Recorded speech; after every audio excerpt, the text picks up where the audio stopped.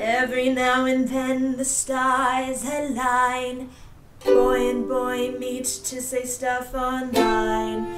Could it be him and he are the trucky ones? Trucks.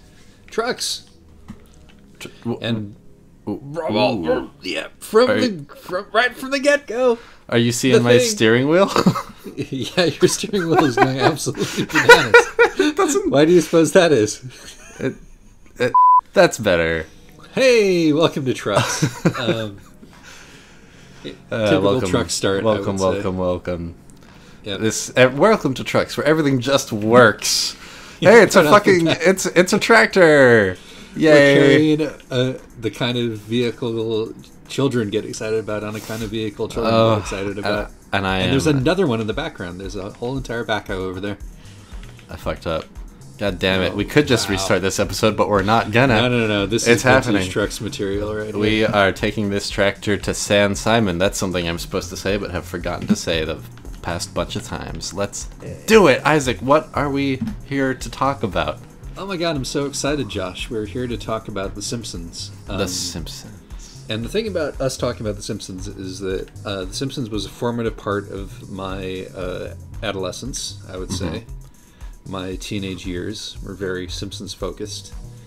And not so much for you. I watched it as a kid. I liked it as a kid.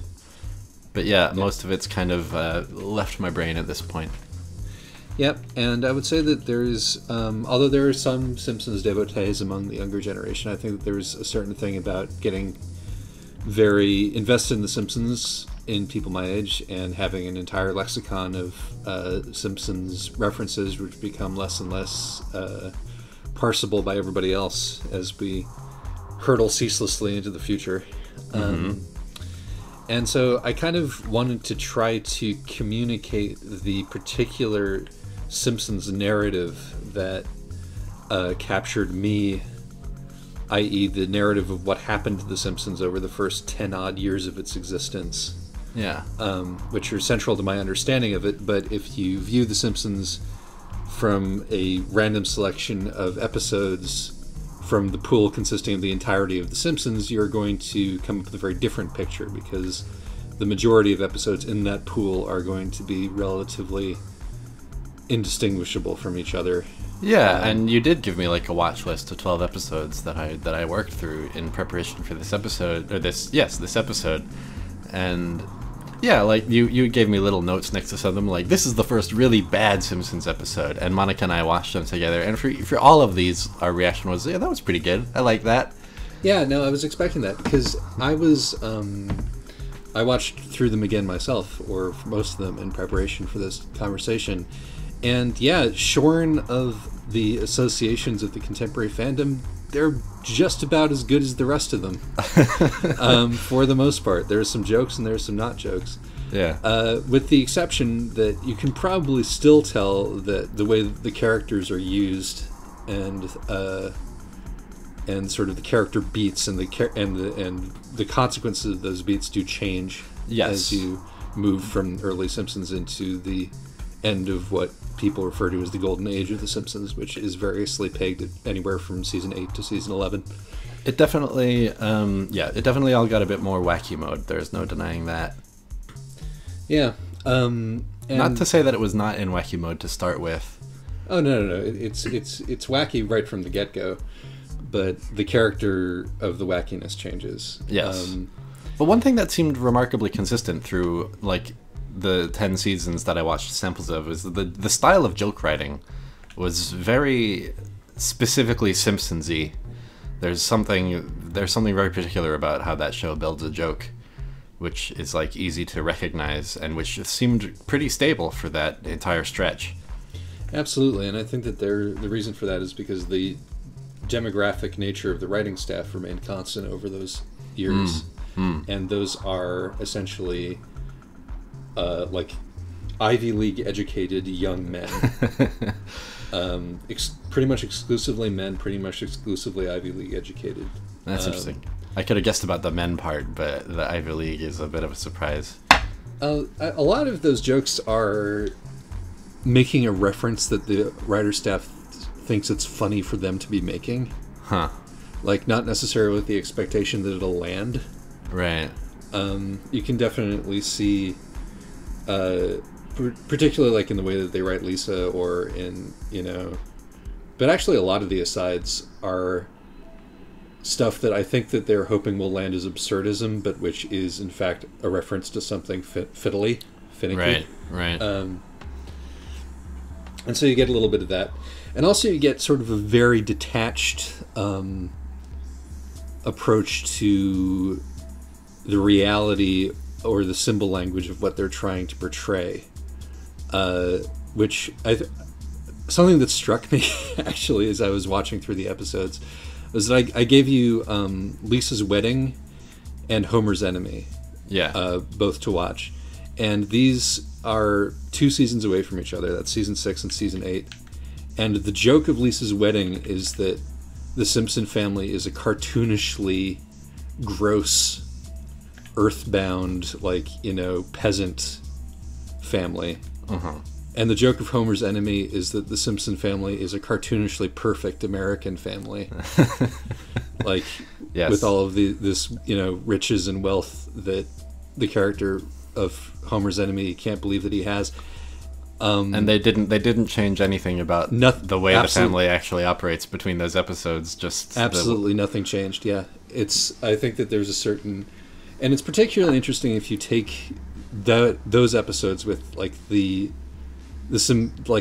cultural weight of what the Simpsons are, and compare that to if you're going back to Bart versus Thanksgiving or Lisa's Substitute, wherein it's very, very specific what the Simpsons are at that point in time, and that's their Matt Groening's lower middle class family, growing up, and sort of the issues around being, kind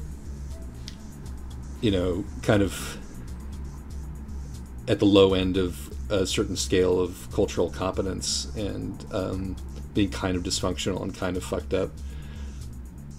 It's a really specific vibe right up until the Simpsons become everything, which happens gradually, but is definitely set in. In what sense do they become everything?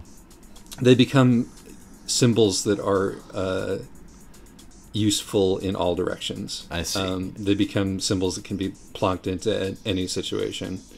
And, the absurdism ratchets up really quick, to the point where by the end, and in Homer's Enemy and Behind the Laughter, you can see the writers basically using their own continuity as a source of absurd humor. Yeah. At that point, yes, he actually did go to space once. Yeah. That is his Grammy Award.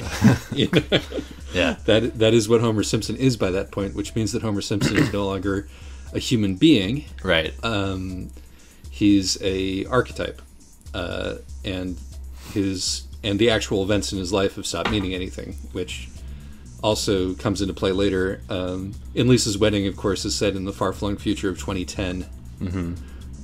Where Homer is in late middle age and Lisa's in college, and in a more recent Simpsons episode, they retold the courtship of Homer and Marge and had it happening basically during the year that Lisa's Wedding came out.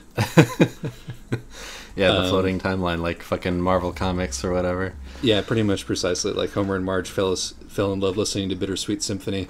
Oh my god. But I have to imagine that was played somewhat as a joke. There must have been at least a wink and a nudge. As you've probably noticed, everything is played as something of a joke. Yeah. Homer's Enemy is, I think, and I don't know if anybody really, I don't think that I appreciated it at the time, but Homer's Enemy is definitely a self-critique.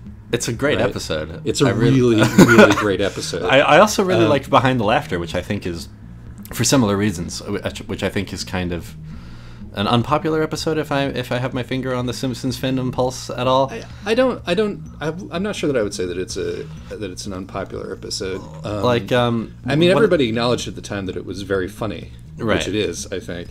One of the things that made us want to do this episode was that article that came out about how Lisa Simpson always is the butt of every joke and how the Springfield is sort of a hellish existence for her 22 years on or whatever it is, right?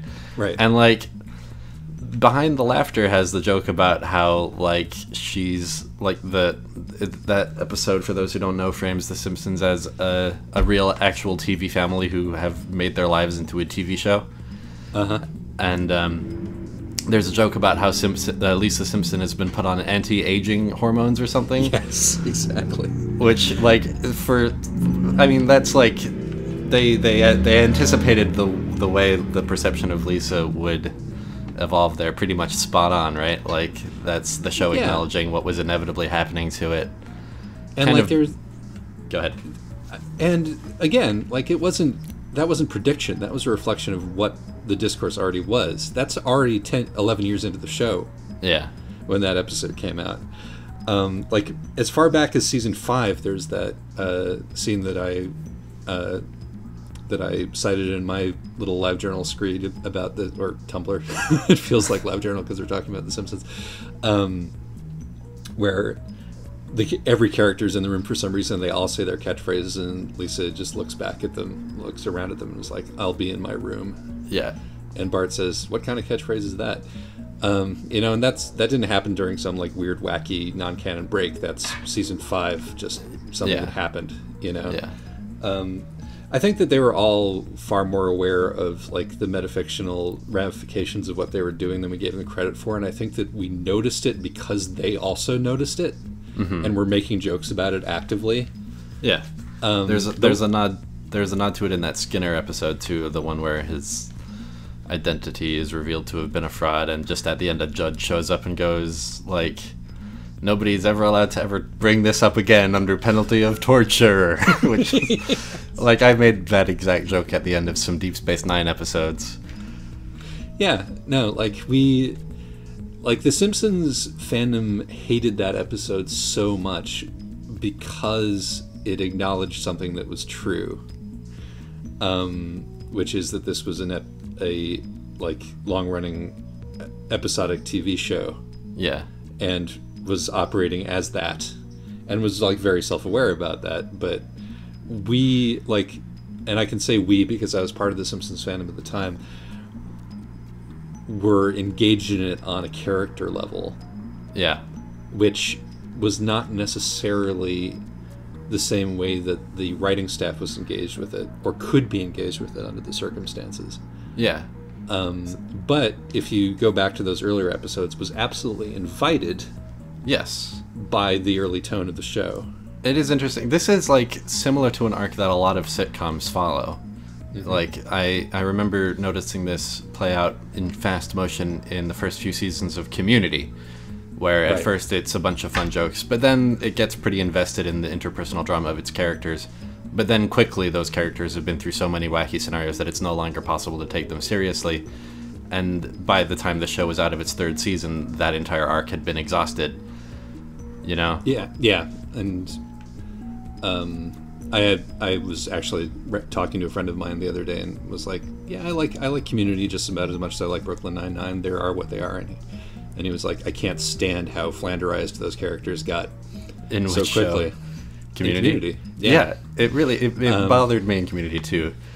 Like but Community too made jokes about it occasionally. One of my favorite moments is when I can't remember any of those characters' names. When Joel McHale looks over at Britta. I don't remember that actress's name. Whatever. When Joel McHale looks at Britta and says, like, "Remember when you used to be the smart one?" Yeah. And, like, by that time she's become the dumbass, like, the complete opposite of her original character.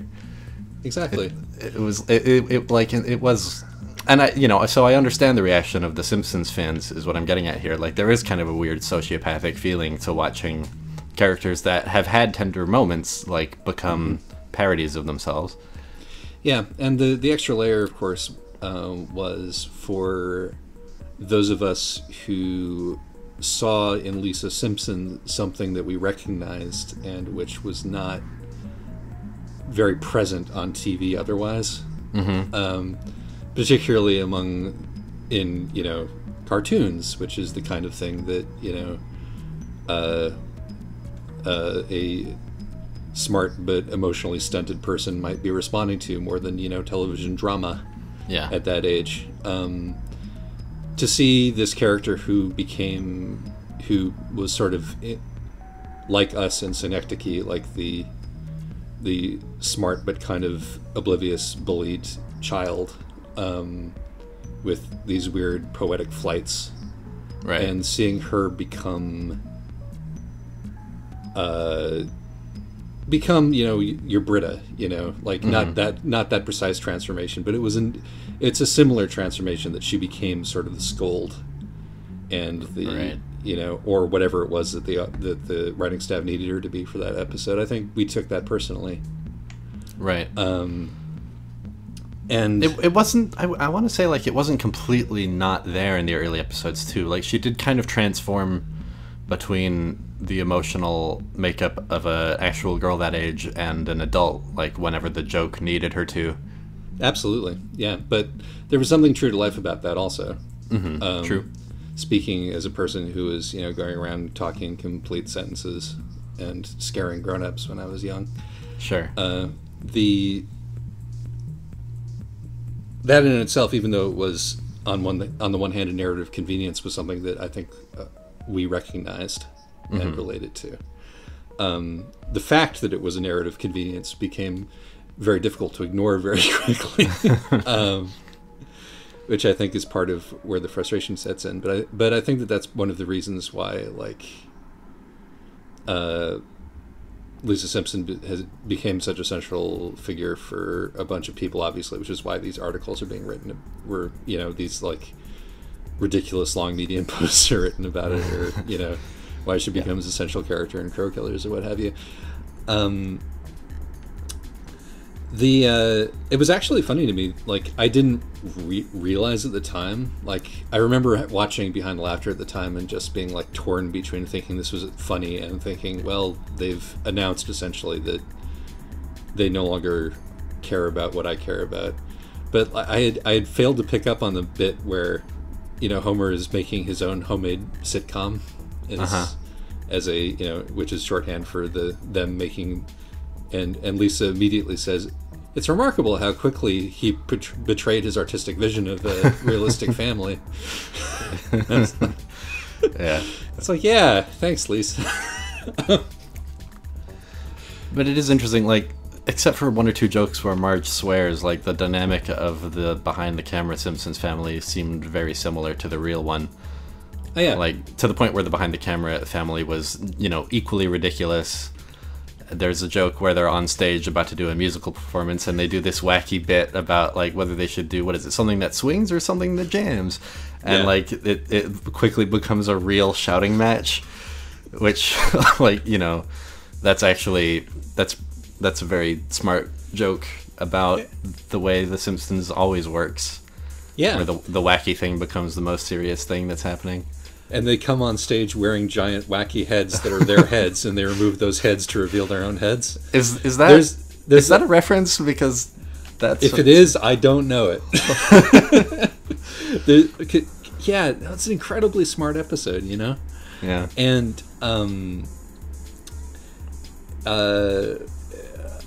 I think that we just resented it for telling us how it was. Also, that episode is fun because it functions as a time capsule for a style of television production that was very current at the time, but looks completely ridiculous. I will tell you that the graphics that they put together for the interstitial pieces in there are spot on. And they were so convincing. I remember when I was a mushy-brained little kid watching that episode, I thought, wait, is this a different show? Yeah. It came as a bit of a shock. So that's the thing. And it's like, it's fun, like, watching, if you go back and look at the forum posts that people were making about The Simpsons at the time, which, because The Simpsons writers were all nerds, they all saw. Right. and we're reacting to, which is where the character of the comic book guy and, you know, worst whatever ever comes from. That was their parody of the Simpsons complainer. The Simpsons complainer, exactly. And you go back, and it is full of people being like incredibly contemptuous about episodes that are now basically universally considered classics. Yeah. Like, not even the stuff that, you know, that we are considering, that, you know, we considered bad at the time, but were still great compared to what came later. But, like, you know, absolute rock ribs, you know, 100% excellent Simpsons episodes, people were getting furious about because they were too wacky. Right. Or because they were too like other TV shows, or because they didn't have the specific amazing countercultural thing that The Simpsons, you know, latched onto, or right. what have you. The fucking Behind the Laughter also specifically calls out that Skinner episode. It does, yeah. And that's something like, these episodes were met with yawns. Angry yawns. That is an accurate assessment. I find myself transforming into one of those just perpetually Simpsons quoting people, because really it is the best way to illustrate the value of this show, just how many clever little phrases they sneak into it. It's a one-liner based show. Yeah. So, like, I also gave you some episodes to watch that I just think are classics. Yeah. You know, episodes like the one where they unionize and go on strike at the plant, which is like, I can name like 4 or 5 different memes that episode specifically gave rise to. You know, do you have any just sort of general thoughts? Like, a few, The Simpsons with Adult Eyes? Interestingly, I found myself enjoying the full wacky episodes a little bit more. I felt like with the more kind of with the slightly more grounded episodes, I found myself having a slightly uncomfortable reaction to a kind of mean-spirited twinge that I think was actually there from the beginning. Like, oh yeah, and expand on that. It's hard to go into, but like stuff like Milhouse, like I found myself feeling for Milhouse, who like never gets any moments of triumph and is just there to be the butt of the joke, and he's good at that, and it's funny. But like, you know, part of me keeps thinking like, give this kid a break. You know, like he doesn't deserve any of this. So that's it. That's interesting. So it's like as they become less real, it becomes easier to take, because exactly, yeah, the cruelty that was in fact in the show from the very top. Holy shit! Oh my god, a fake that event is happening. Yeah, interesting. But yeah, and like jokes about Marge throughout are a little bit like, this dumb broad, you know, like yeah, no, absolutely. There's definitely this feeling, and it's not just like when Apu shows up, you know, although that is like, oh my god, what, like watching the Apu bit from the 22 short films about Springfield, yeah, that's aged pretty poorly, incredibly uncomfortable. Yeah. Like if you wanted to like play 90 seconds from the show to demonstrate how poorly that kind of shit was handled, it's like right there at the top of one of their most famous episodes, you know, for you to show off. Steam Times is such a good bit, though. And they keep returning to like Grandpa Simpson telling long-winded stories as a joke. Like, this is how old people are, right? Yeah. You know, it's just there's something. It's a show. You know, it kind of reminded me of the way Earthbound rubbed me wrong, and just it seems like it's impatient with people. It's misanthropic is the feeling I got from it. Yeah. Go ahead. You can go back to the writing staff being like incredibly privileged, right? As part of that, it's like they were in a position where essentially every other person in any other walk of life could be considered with contempt, right? You know? The show hates people it considers less intelligent than itself, but also it doesn't give any shrift to characters that it thinks are intelligent either. It's true. It's true. It makes those characters suffer in a different way. But part of the suffering of those characters is sourced by having to be around people who are less smart than they are. Definitely. And like with Lisa, this sometimes became like, you know, reading a bad college student not a, well, that's a bit too harsh, but it reminded me of a dynamic that I saw in like bad college fiction sometimes, where it's like this character is supposed to be the smartest one around, and they are, but only because, I mean, yeah, sometimes Lisa does get to say really smart stuff, but a lot of the time she only feels smarter than everybody else because she's the only character of a recognizably human level of intelligence. Yeah, and that's true. Well, it's way easier to point to a character and say that she's smart than to try to write something smart. Right, right. And then, like, when she's the only person who reacts to situations in the way that they obviously need to be reacted to, it's easy. I find it easy to lose my patience with that kind of thing. Yeah, no, I think that you're absolutely right. And it's interesting when the show itself examines that dynamic in Homer's Enemy, right? Mm-hmm. Where, definitely. You know, it's like, that episode works on a couple of different levels for me. But it's incredibly nihilistic, is it not? It is. It definitely, like, if you like The Simpsons, that show is gonna leave you feeling a little bad about it. Yeah, no shit. It's really effective in that.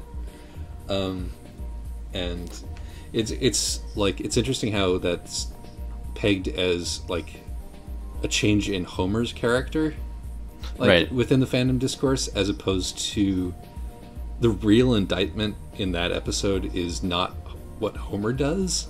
Yeah, it's on the viewer. Yeah, yeah, and it's on Homer doesn't change in that episode at all. Yeah, well, I mean, he's dumber than he was in season 2. You know, sure, like, but that's not because the events of that episode caused him to change. It's just because they had to push his dumb guy angle further and further as the show went on to make him continue to be funny. Yeah, exactly. But yeah, I guess I see what you mean. It signals a change rather than triggers a change. Yeah, it's like it's an instance where it's like, hey, the show is like, hey, have you noticed this? Yeah, and the show knows exactly what. Hey, it's I noticed doing. This. You know, did they know about this thing that I just noticed? Like the end of that episode is pretty much perfect. Where I can't remember, Homer, he gets this big talking to from Frank, and it's not the end of the episode, which is a funeral for Frank Grimes. Right. And everybody, like, Homer's asleep at the funeral, and everybody goes, "That's our Homer, ha ha ha." But the moment shortly before that, where Frank, like, leaves Homer's house in a huff, and Homer turns to his family looking for some kind of support, and they all just go like, nobody can meet his eyes. Yeah, yeah. It's such a moment. Like, it's like, I'm not whatever he said I was, right? And like, just there, everybody kind of looks away. It's very quick too. They don't make a beat out of it. Yeah, but it just speaks to something like hideous. Mm-hmm. You know,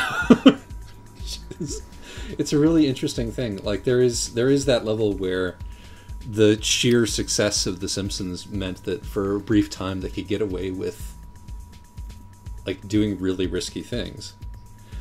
And I don't think that and they weren't recognized as really risky, you know, things at the time because they were roundly rejected by the people who liked the show. You know, right? But the ratings stayed high. The rating, yeah, I mean, like, the ratings stayed high, but the writers again were like super plugged into their audience. Yeah, you know, it's like with the Principal Skinner is an imposter episode. Like, that was met with howling derision. And the whole point of that episode is just so that Skinner, in his dork voice, can like pretend to be a street punk, and that's the joke. Yeah, exactly. And it's like they were met with, you know, derision for taking that degree of risk, you know, and they internalized that, and that's clear in you know, in the fact that they shouted out as a particularly crap Simpsons episode in a few years, which it actually isn't. Like, yeah, it's a joke vehicle, the same way that most of the rest of the show is a joke vehicle. Right. But here's a question I wanted to pose to you. Do Sure. you think there was ever a possible reality in which The Simpsons held on to its original identity for longer, the more grounded, more family-oriented, with like maybe the occasional glimpse of drama? Do you think it could have done that for longer than it did? Somebody asked me about this on Tumblr, and I don't think so. And I think that if they were to do that, they would have had to age the characters. Yeah. And I think that you might have gotten like 5 years out of it. You wouldn't have gotten 10 years out of it. You wouldn't have gotten 20 out of it. And I also like... It's interesting, like, when you're thinking about how the show developed, to consider the reaction to it culturally. Like, The Simpsons was a bona fide phenomenon, and it was a bona fide phenomenon at the first season. And I didn't include any first season episodes for you to look at, because the first season is really bad. Like, just as a... Not like in a, you know, I'm upset about this characterization sort of way, but as a not really very funny, you know, right. Don't really have the timing down. I vaguely remember always being a little bummed when those would come up on the reruns. Yeah, don't really have the animation budget yet. Don't really don't quite know what we're doing. And but that was The Simpsons that became a cultural phenomenon, and the reason that it became a cultural phenomenon was because it was rude. It was because Bart was you know, kind of potty mouthed. This generation's Dennis the Menace. Yeah, as they so rightly point out, that generation's Dennis the Menace, and Bart became kind of an icon in the way that 80s culture really liked cartoon icons, and sort of the pop art moment. And that notoriety, and it being like the coolest show on the block, I think attracted all of the most, you know,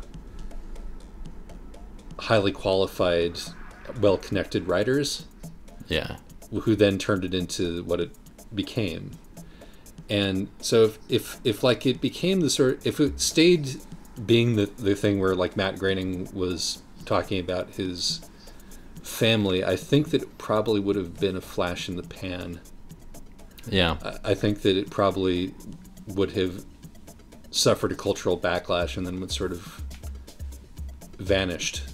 Yeah, or it would have just simply run out of steam. Right, exactly. But I think that it might have produced...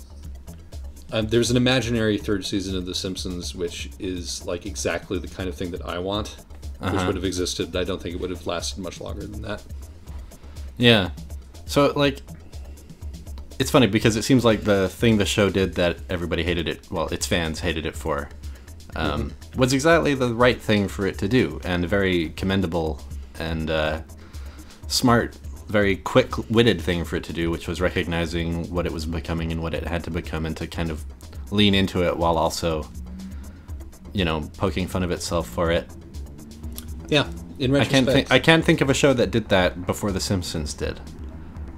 Well, as South Park famously said, The Simpsons did it. Yep. Yeah. Yeah, no, I think that in retrospect, it really was kind of an astounding achievement on that level.